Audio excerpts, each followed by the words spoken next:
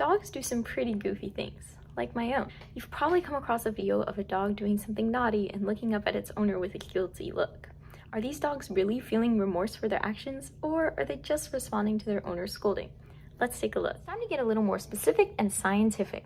Saying that dogs have a guilty look is an example of anthropomorphism, which is when we attribute a human quality or emotion to an animal or object. So how can scientists really measure what it means for a dog to be guilty? Let's look at this in an experiment performed by Alexandra Horowitz. She investigated two possible hypotheses. 1. Dogs displayed guilty behaviors due to their own understanding that they misbehaved, or 2. Dogs displayed guilty behaviors due to their owner's scolding. She started by ensuring that all the test dogs were on an even playing field by requiring them to pass a pre-experimental test. Next, it was time for the experimental trials. 4 different trials were performed. Each time, a treat was set in front of the dog and the owner instructed the dog with a familiar no command. Then the owner would leave the room and the experimenter would either give the dog the treat or take it away. The treat was always gone when the owner came back. Next, they would have the owner either scold the dog or greet them with praise. In the 2 trials where the dog ate the treat, they would have one where the owner scolded the dog and one where they greeted it. In the 2 trials where the dog didn't eat the treat, they also had one where the owner scolded and one where they greeted. Whoa, that was a lot. Let's put on our thinking caps. Alexandra Horowitz defined individual aspects of the guilty dog look to measure it accurately for each trial.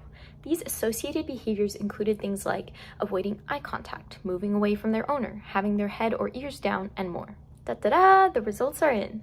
On the y-axis, we have the mean number of associated behaviors observed within the 10 seconds after the owner came back into the room.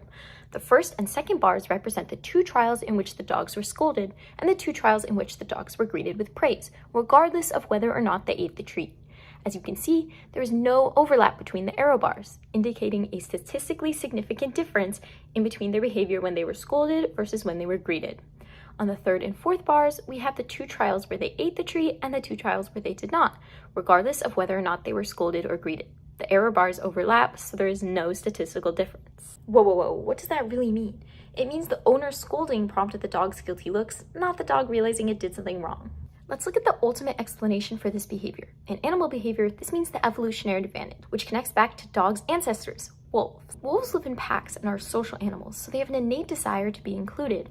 If lower-ranking members perform apologetic acts, the pack leaders are more likely to accept them. So, dogs have inherited this guilty look behavior from their wolf ancestors to appease their owners in place of their pack members. Like a plethora of other things in animal science, something as silly as a dog looking guilty has its roots in hundreds and thousands of years of evolution.